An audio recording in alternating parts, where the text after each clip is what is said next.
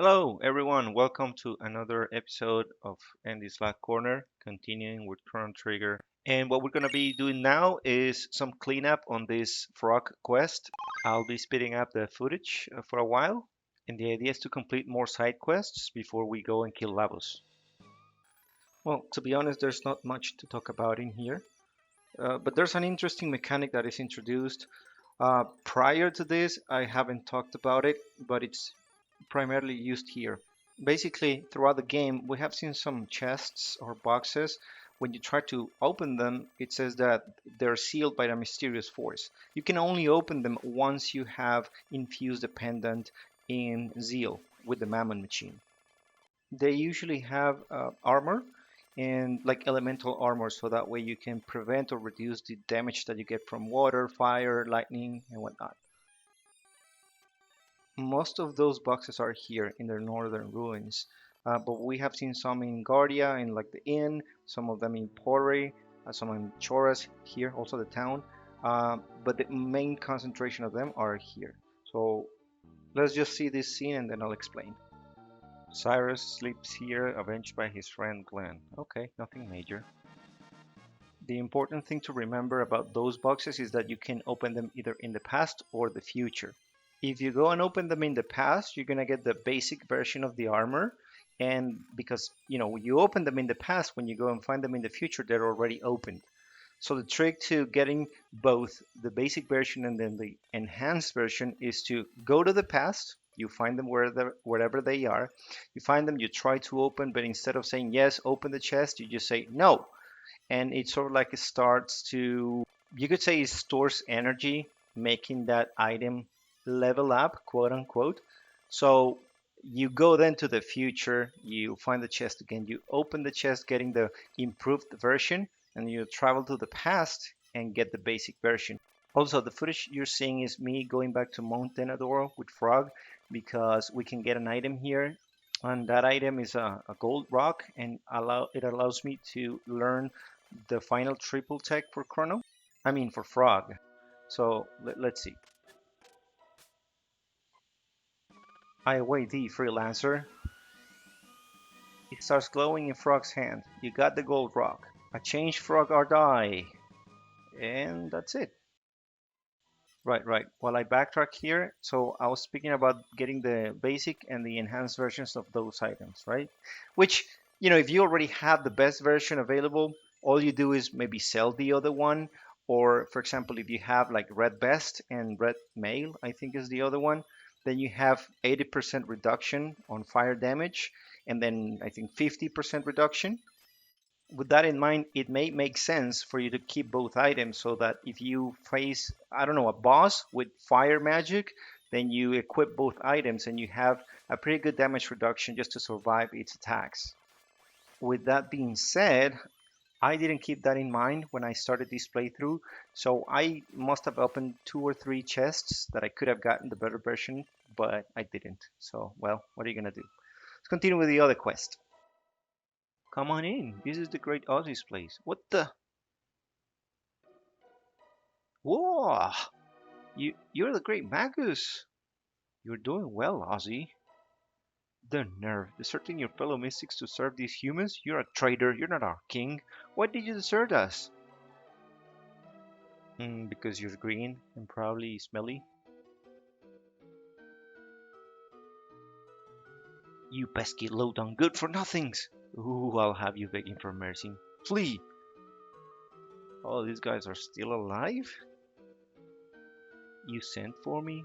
Well, if it isn't Sir Magus, who'd you bribe to get in here? Traitors like you deserve a beating. Guy, who do you think you are? It will be me doing the beating. Get ready for a slapping good time. Get it? No I don't. Okay, here's a funny thing that I found out about after I had recorded the first battle with this fiend, with Flea and also with Slash. Remember that I talked about the rock band references? These guys like Flea was from the Red Hot Chili Peppers, Slash obviously from Guns N' Roses, and then Ozzy for Ozzy Osbourne. Well, turns out that those are just references in the English translation of the game, but in the original Japanese, It's something a bit more elaborate. If you recall, in the one of the first episodes of the playthrough, I mentioned that the developers that were assembled to create this game were called the Dream Team because it had like big names in the industry of animation and video game making. Oh wow, this battle went by real fast. Oh, you just wait. We'll teach you a lesson. Okay, so I was talking about the Dream Team, right, and the developers. So what? Hold on, I think I'm gonna get interrupted. Howdy, you're nothing but common thieves. Anyone who tries to steal my treasure is looking for a very cruel death. Mhm. When will he learn? His traps never work. And away we go.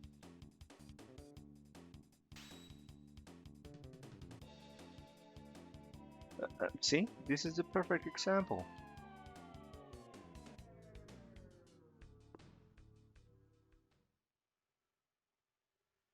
Oz, Oz is in a jam. Oz is in a pickle now. Out of here. If I had to take a guess, I'm gonna have to fight the other guitar hero now. The other lieutenant, remember? The purple one with the sword.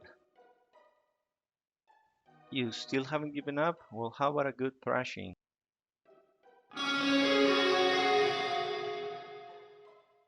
You rang?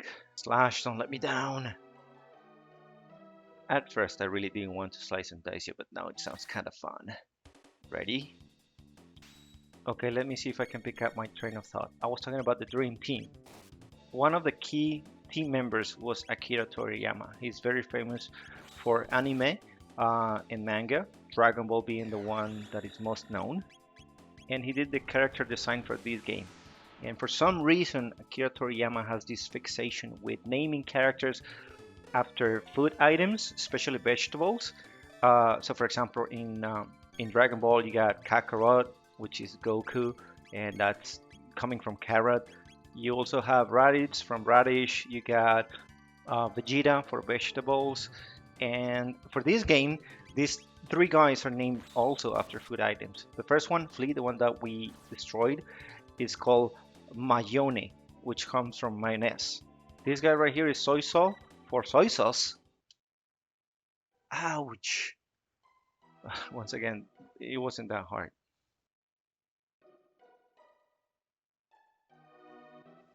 Come on, sweethearts. No, that looks dangerous. Don't you want the treasure box? Probably filled with goodies. Found the treasure. Ooh, see, that would have happened to me. They killed the poor bastard. Us, us is stomped. Out of here. This was like the marshmallow test of video games. Since I waited, I could get a good reward instead of painful death. Not so fast, friends. I'm not going to make it that easy for you. All depends. Flea vest, slasher 2. These unique items makes us invisible. Oh, so that's what's gonna happen. I'll have to fight all three of them at once. Okay, cool. One thing I can do is steal from them. Those invincible items.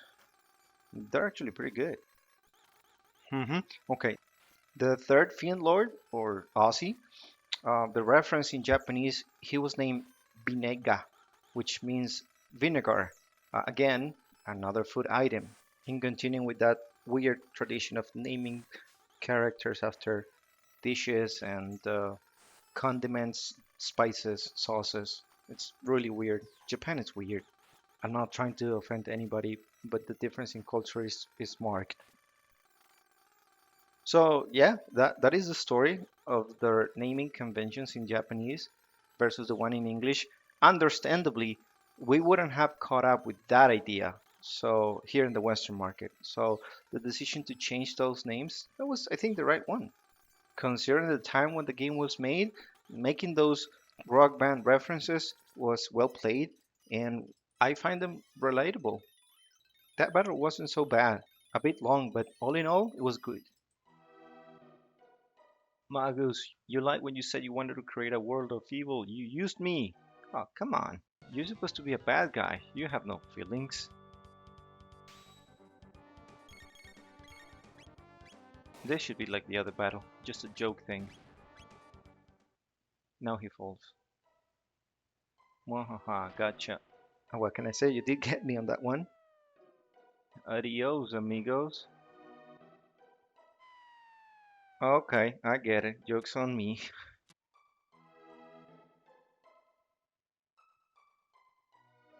Never. You will never defeat me.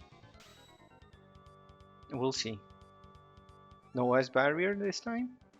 Did I hear a cat? Yep, there is a cat. No, not that switch. Ooh, you're dead. That was quite the splat. What you want? I don't know, understand. You and me both, bae. You and me both. Time to leave this Aussies fort. No longer Aussies. Oh, oops, oops. I was forgetting something really important. These are the three most important chests for Magus because they contain his best weapon and his best armor and helmet. Good thing that I remembered. And it's time for some equipment management here. Some of you have said that I don't organize my bags, but I think what you mean is that I don't sell any old weapons, and I don't know why. I guess I'm just a hoarder, but you know, I have a hard time getting rid of things that helped me in the past. Um, I mean, they serve some use, so why would I get rid of them, right? Oh yeah, this is my favorite side quest in the entire game. Desert monsters are draining the life out of the soil here. This mystic seedling could revive the forest, but I can't plant it. Too many hungry monsters lurking about. Monsters in the desert cave hate water, but I can defeat them by myself. That's alright, I have two water magic users with me. We'll make short work of any monsters coming my way.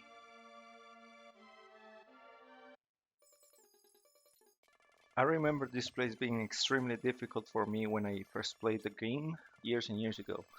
I don't remember when that was, but I was playing on an emulator and I was a bit on the level for this portion of the game.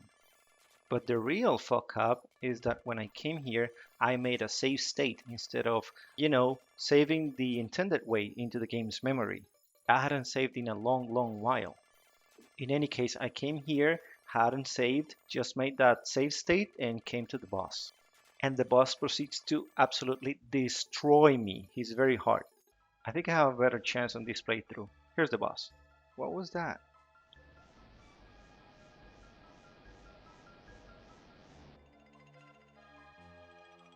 So they changed the forest into the desert, but how can one find a monster that roams the inner earth? So yeah, this this boss right here, it's pretty hard, in my opinion. Or back then I had a terrible experience. So bad that I had to go back to the previous regular save instead of the save state and redo a bunch of quests and dungeons. I had to make sure that I had the good level and also that I would bring my two water magic users. Because you see, let me explain this boss for you. So I don't know if you just saw, but this is a water spell. It says water hardens sand, and the defense power goes down. So he's more vulnerable. But it's got three targets, three parts. You see that absorbing energy from the core. So if I attack the core, I'm gonna get counterattacked real hard. And magic does nothing. All it does, if I use water magic, all it does is lower the defense. So that's what I have to do. I lower their defense, I attack one of the other two parts, and I think I usually attack the lower part. I'm not entirely sure, but if I attack the upper torso, uh, they also counterattack, or it also counterattacks.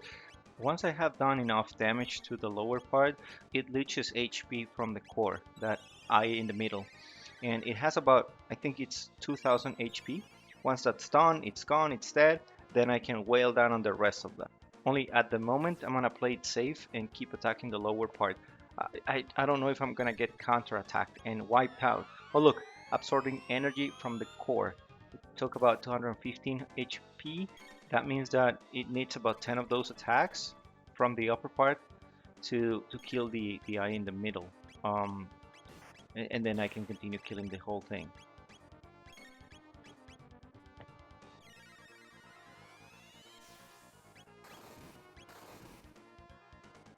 One other thing I have to say, which is a little funny to me, is that in my personal real experience, water does not harden sand. But hey, you do you, Chrono Trigger.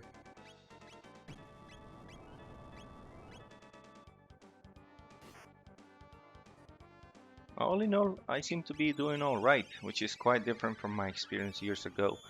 I remember I had so many issues. I spent the whole afternoon trying to defeat the boss, just reloading the save state, just F1, F1, F1, because I couldn't. It was so hard. And in the end, I had to, in full resignation, I had to cave in. Oh, wait, hold on. Okay, the core is dead now, so I'm just gonna go full in, killing the lower part. So, as I was saying, I just had to cave in and reload from the regular save. I remember it set me back quite a few hours.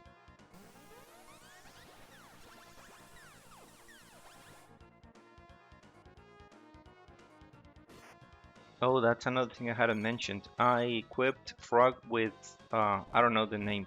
He's got some accessory that allows him to counterattack every time that he's attacked, or it's a high chance, like 90%.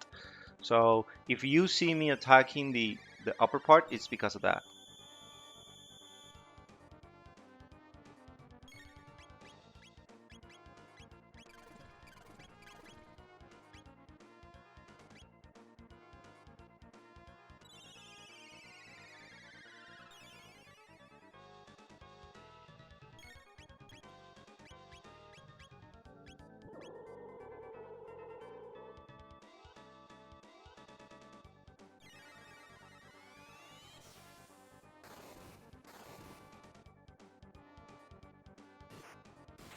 Nice critical hit. Oh, that's good. And he goes down.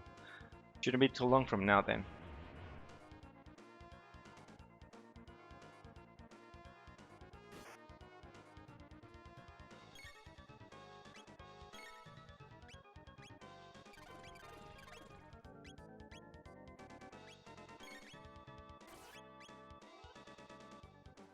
So yeah, as you can see, it's a dance between me using water magic to lower its defense and him getting hurt, which increases its defense. So I have to go back and forth, back and forth.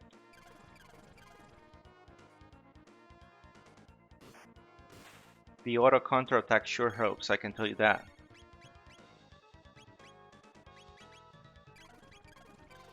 I gotta watch my magic points. That's why I'm using only Ice 1 instead of Ice 2. Because it's gonna cause the same effect, but it only costs 1 MP, I think, and I don't have to use any other MP recovering items. It really sucks that I cannot use any magic here, because as you can see, it just does 0 damage. While I have two of the strongest magic casters, Magus is really strong with spells, and I've been using the magic tabs on Marley to up her magic power, so she's very good with magic. Frog, not so much. I'm pretty sure you have noticed the cure that he does heal. It is good because it's like a group thing. I can heal all the party members, but it's really weak. I don't get a lot of hit points out of that. While when Marley cures, I can just use cure 1 and it's fully replenished. However, Frog is right now a good physical character and he's got the counter attack, so useful to have him here. That's the other thing with Magus. Magus is kind of a balanced character, as in he can use some strong spells, but he can be a strong physical attacker as well. Um, Frog, not so much. Chrono is very physical, but he's got one of the best spells in the game, which is called Luminaire. Luminaire is the level 3 lightning attack. Um, but it takes a lot of MP out of your character. Some of the strategies for many bosses are using Chrono's Luminaire, and then the other two characters are constantly using ethers or mid ethers on Chrono to replenish his magic points. I don't use it that much because I think it takes too long to cast. It's got this long ass animation, and well, this is not a speed run, but I wanna go through the game real quick.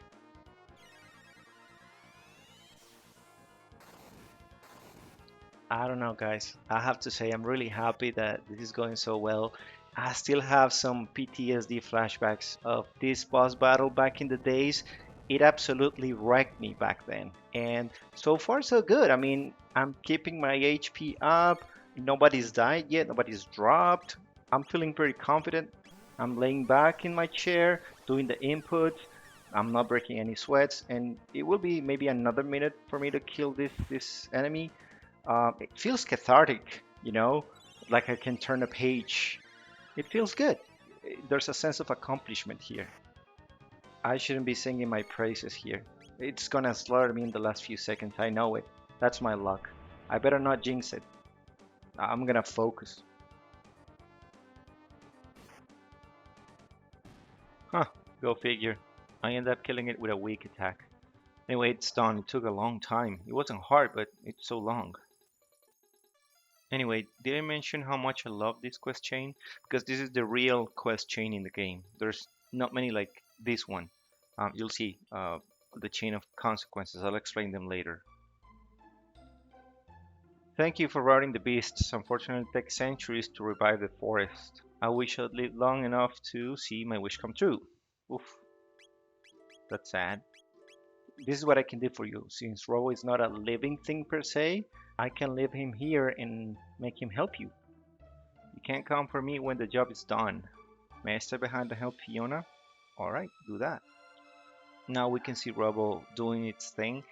Honestly, it's kind of shitty because we could take Fiona on a trip with the Wings of Time and show her the results of her labor. But we don't. We decide that's not necessary, really. So I was saying that this is a chain of events that I really love because if you remember, we got the sapling that she has and she uses to save the forest from somebody in the Dark Ages, somebody from Zeal. Then we go and kill the monsters in the desert so that she can plant the sapling again. And Robo is there for working during 400 years, just making sure that the forest revives. I mean, Fiona's not there to see it, but in the end, she succeeded through Robo. This sequence of events leads us to a pretty moving scene. Honestly, my favorite scene in the entire game. If we have been wondering where the time gates come from, and we have said that it's from Lavos, that's not the case, and we're about to see why. Look at this poor old battered thing. They constructed a shrine for the robot. That's pretty sweet.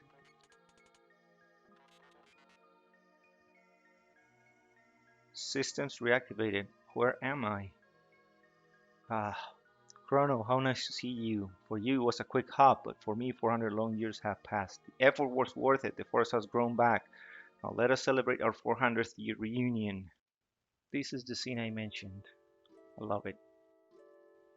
After 400 years of experience, I have come to think that Lavos may not be responsible for the gates. What do you mean? I have come to think that someone or something wanted us to see all this. The different events over time that we have witnessed, it is almost as some entity wanted to relive its past. Eilano, when people die, elders say, see whole life pass by. It is true that mortals do relive their most profound memories before death claims them, yet those memories most often are sad ones. Thinking things like, if only I had done this or I shouldn't have done that trigger unpleasant old memories. Will that happen when our time comes? Probably. Who knows? Is there a point in time you want to return to, Lucca? No, not really. I'm sorry, was that something I shouldn't have asked? It's okay, it's just something I don't like to think about too much. Lavos played an integral role in the fortunes of this entity. So who is this entity? It's unknown whose memories these are. It may be something beyond our comprehension. Our journey may come to an end where we finally discover the identity of the entity. Shall we turn in for the night? So it really doesn't say who the entity is, but the theory is that it's the planet, actually. The planet is dying because of Lavos. Lavos is absorbing its energy, and in its final days, it's remembering the sad events and it's trying to fix them. This is where we come in. This is a pretty good scene, but here's the cherry to top it all up.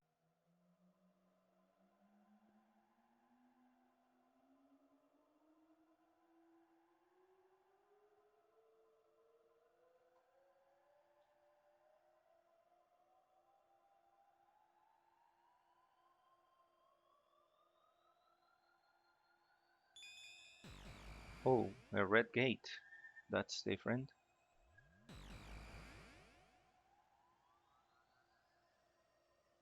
I wonder what it is taking me.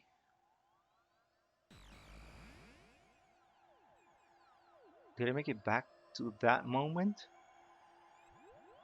Dad promised to go hiking with me, but blew me off again due to his work. I hate science. I loathe it. Do you see the date? 10 years before present time, which is 1000 AD. The password is the name of my lovely wife. Use it in case of emergency. Taban. Oh, Lara isn't there. That's Lucas' mom, Lara. Oh, what is this thing? Taban says to keep away from it, but it's so dusty. Dear me, my skirt is I'm stuck. Lucca! Lucca, help! I can't pull it out. Uh-oh. Lucca, enter the password. Stop the machine. But I don't know it, mommy. Enter password. Lara. It stopped. Thank goodness, mommy. Lucca, Lucca.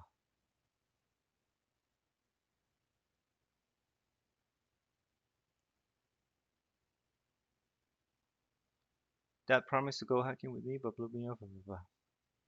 I feel like I've learned something. I'll study machines now. There'll be no more accidents around here.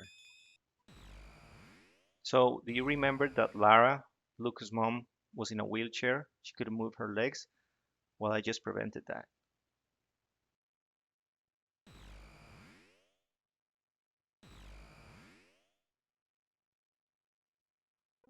Lucca, you've got a kind heart. You're always thinking of others. This is for you. It's a piece of amber I created using the sap from a tree in my forest. It took 400 years and a lot of pressure to make. I hope you'll find it useful. I think it will be. Robo, you're so sweet. So there you have it. My favorite side quest in the game. It changes a very minor thing in the game's ending, but it's a really good detail. Thank you for watching. Stay tuned for another episode of Andy's Black Corner. Finishing up Chrono Trigger. It won't take too long.